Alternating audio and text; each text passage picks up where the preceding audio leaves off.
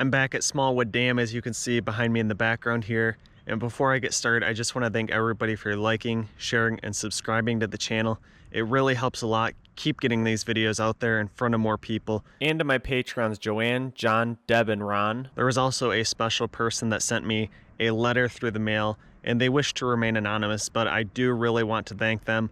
The letter really meant a lot to me, and I really appreciate it. I will pop my P.O. box up on the screen right now if anyone wants to send me anything there. In regards to the live camera here on Smallwood Dam, there has been no funds donated on the GoFundMe page yet, but you know, anything's possible. One donor could come through and want to donate the full amount to get the live camera set up here, or if there's a couple individuals that just want to chip in a couple dollars here and there.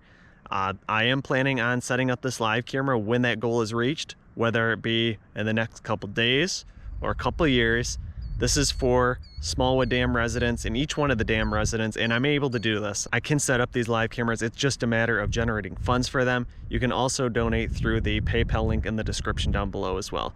Let me go ahead, turn the camera around now, and we'll get a little bit closer up look here at Secord Dam. A lot of repairs have been done. We'll be able to see this a lot better in the drone video, but just down here we can see some erosion control work. Grass has been planted, some blankets put over top of that. That's probably germinating about now. Springtime here. Dam is just over here in the background. Let me pan around here now, and we'll take a look at the upriver portion here on what used to be Smallwood Lake. This was the smallest lakes out of the four. And you can see a lot of people might think that this was just a river here, but we did have water up to here and all the way over there to those seawalls. This is actually a reservoir, though, as some people have mentioned before. In Michigan, though, we do like to call our man-made lakes that are created by putting dams in them actual lakes and not reservoirs for some reason. I know out there in California, a lot of people will just call these reservoirs. But yeah, let me go grab the drone real quick now, get that up in the air, and show you things in a little bit more detail now. I will also go over some of the engineering diagrams and a little bit of the details on when this dam is going to be rebuilt, the lake allowed to refill, and what it's going to take to make that possible. So again, that I will be going over at the end of this video. Jumping into the drone video now, we can see some timber mats over on the right hand side of the screen in front of Smallwood Dam here. This must be for a future repair to bring an excavator in there so that he doesn't sink. We can see the seawall, this sheet pile cutoff wall running on both sides of Smallwood Dam. Now I'm going to go ahead and go right above the dam. Always have to be careful in this area because these power lines run straight over the top of the dam. You can start to see a little bit more of that riprap on each side behind the dam as well. We'll be able to get a better view of this in a little while. The flow going over the dam right now is moderate to low. All that springtime snow melt has already passed through here a couple months ago, so we don't have a whole lot flowing through this area right now, but it's definitely more than we will have this summer. Now I will go ahead and tilt the camera upwards, and we'll take a look towards the south down the Tittabawassee River behind the Smallwood Dam. A little bit of sediment buildup right here behind the dam that's been washed out. And the river downstream here actually gets pretty narrow in this area. Over on the left hand side, there's not much trees there. It's kind of just a brushy area. Now I'm flying towards the north. Pay attention over on the left hand side of the screen. We can see two mallard ducks, a drake and a hen mallard. They're probably nesting in this area. And this area, you can actually see a little bit better view of the new riprap behind the dam. So things are definitely looking a lot better. You may also notice the drill rig over on the left-hand side of the dam right now. I will go up and get a little bit better view of that in a little while, but for now, let's get up right close behind this dam and look at some of the repairs. There hasn't been a whole lot of repairs made. Again, these Tanner gates have had the new gate chains welded on there, so they're able to lift those up extra high, and the training wall still needs to be repaired. I will tilt the camera in that direction, and I'll show you kind of where that repair needs to be made yet. So coming up here on the right hand side of the screen, we can see where this concrete wall has busted off, this training wall. That critical repair needs to be made yet. So hopefully that is done soon. And we can see all the new riprap here in this area. and the new grass that has been planted. Now we'll go ahead and pan the camera to the left. This is more towards the west, and we'll take a look at the turbine housing down here. Looks like there's a piece of dock section laying behind the dam here. Again, this dam is not going to be producing hydro in the future, but they will possibly be using that powerhouse to pass high flows or flows during the winter time so that they don't need to get out there and chip the ice off the dam. They can actually pass some of that water through the existing powerhouse. And again, panning more towards the east now. And that riprap sure looks nice. The driveway they have kind of down that area. Everything's looking a lot nicer in this area. The grass is germinating and starting to grow. And there's that existing sheet pile cutoff wall with the, I guess you could call it emergency spillway that Boyce had put in place, but it's not really that. It's more of just like a riprap channel. Here's some video from the last time I filmed here at Smallwood Dam.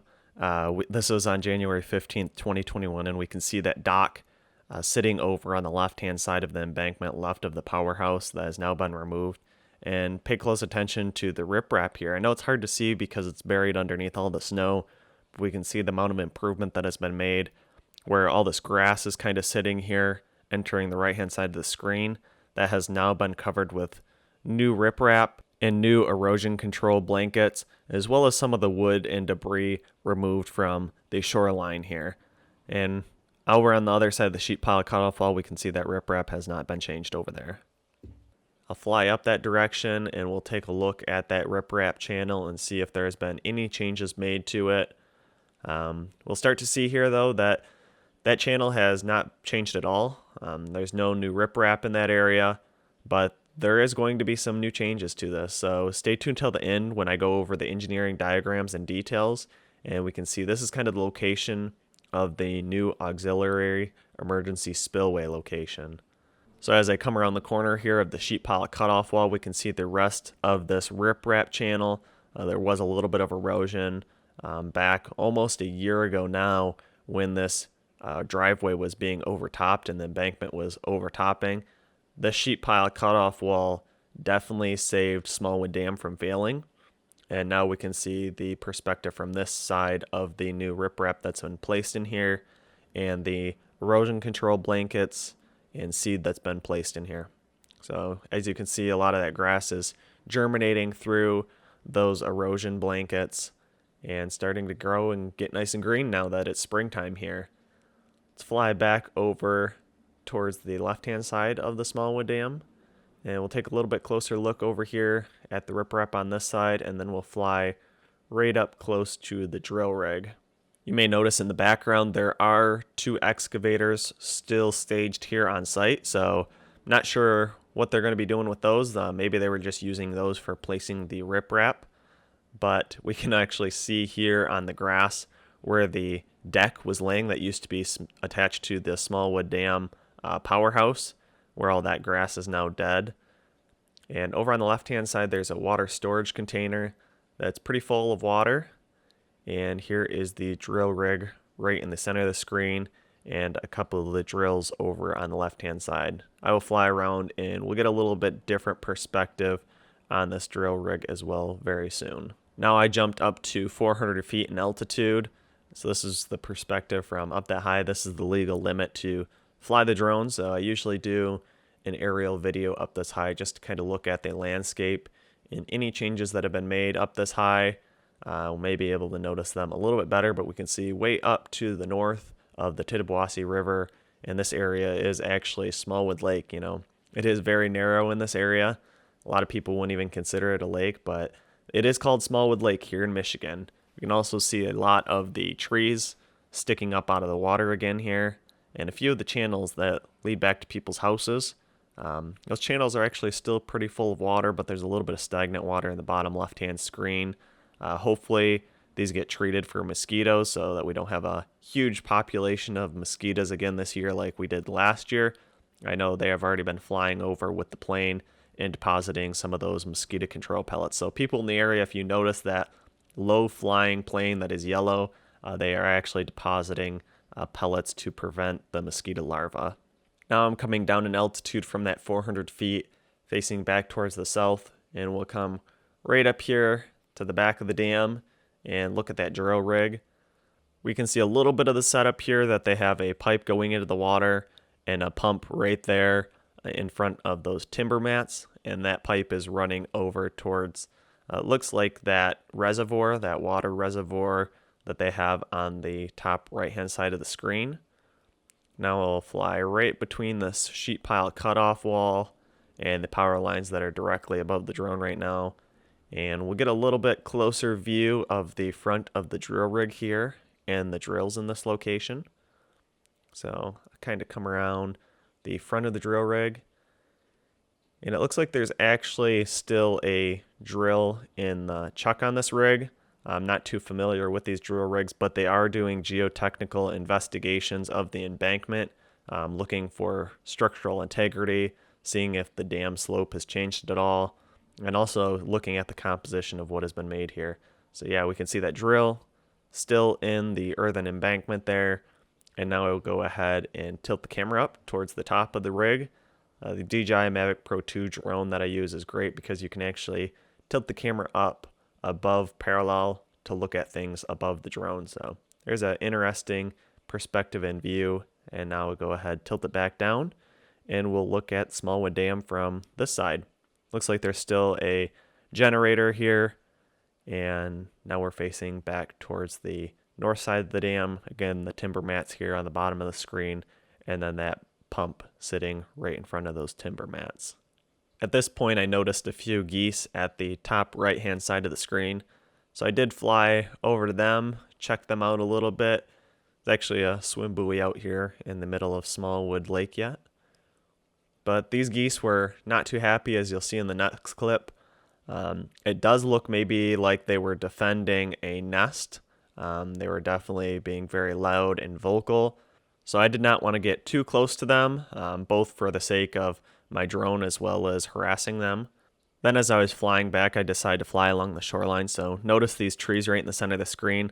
A little turtle just jumped in the water, and there's a second one on the stump above it. So both those guys just jumped in the water. Not sure what kind these are. They're probably snappers or painted turtles. My guess would be painted turtles, but one will pop up real soon. There he comes right there. And both of them actually resurfaced real quick and then decided to go back under the water. Now let's jump into the engineering diagrams and details. Some of the quick facts here on Smallwood Dam are that it's going to cost $18 million to repair. There are 721 waterfront properties around Smallwood Lake. The estimated lake return date is between 2022 and 2024, and the estimated annual capital assessment range is $1,086. Comparing this to Secord Dam, you might notice that the actual cost to repair is less on Smallwood Dam, but the assessment is a lot higher, almost double that, and that comes from there being less than half of the waterfront properties around Smallwood Dam. So when you kind of divvy up that cost to repair among the waterfront properties, that's where that increase comes from. Now let's go ahead and look at the estimated completion timeline here. You'll notice all of these processes are running in parallel. That is to shorten this timeline as short as possible. We can see construction ending, or actually starting November 2022 to spring of 2024. We have financing, engineering, bid letting, and construction all running in parallel to shorten these timelines as short as possible. But, if there's a delay up here in financing or engineering, that is going to push all these timelines even later. Here's kind of just a general overview of where things are going to be placed. The new concrete auxiliary spillway is going to go in this area. This is the roadway back to the dam, and then a riprap lined conveyance channel is going to head back this way to Tittabawassee River, exiting the back of Smallwood Dam over in this area. They're also going to raise the embankment, this driveway over here on the left-hand side. Here's looking at the backside of Smallwood Dam. A lot of embankment repair here in red. We can see all the erosion that was occurring. This has actually already been completed, as we've seen previously in my video. You can see all the debris that is piled up here in front of Smallwood Dam. That is going to be especially helpful when they install these crest gates. So you can see these Tainer gates are blocking debris from entering the spillways and passing downriver. If we had crest gates in here, that would just flow over the top of the gates. Also, these gates actually reach a maximum height, whereas the crest gates, shown here on this slide, If that water gets too high, it's just going to continue flowing over top of that gate and not block the water like these Tanner gates. These Tanner gates are actually just raised upwards by chains. But yeah, that is why they're going with these crest gates that are operated by these kind of hydraulic rams. We have one in the open position and one in the closed position. Now I'm going to kind of pass over the slide portion here to Rick Anderson, who's the lead dam safety engineer for GEI Consultants. This was a Four Lakes Task Force webinar. So let me know if you guys actually enjoy listening to Rick and talking over the engineering aspects of this dam, or if you prefer me to do voiceover. Their video is a little bit more clear than pulling the photographs from their website and doing voiceovers on them. So he does go into a little bit more detail than me. I'm a chemist, not an engineer by trade, so you'll definitely get a little more details by him. But maybe you guys don't want that, so let me know what you like in the comments down below. The embankments, not a lot of change on the embankments other than adding some internal drains, filters, and additional riprap protection. I'll show that in more detail in a bit.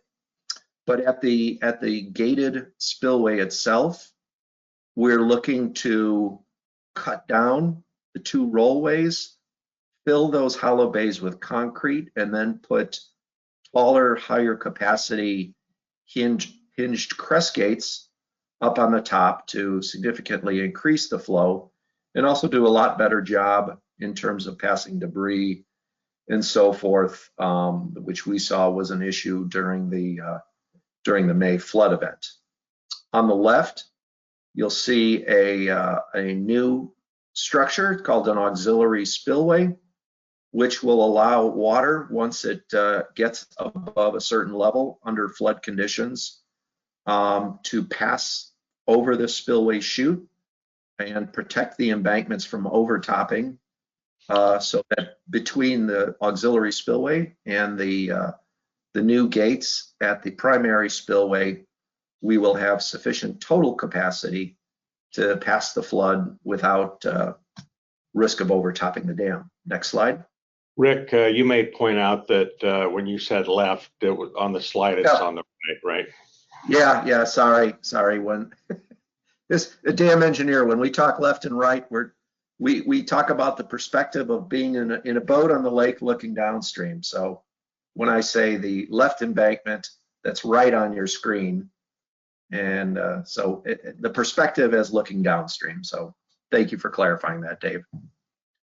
Next slide. So here's a close-up.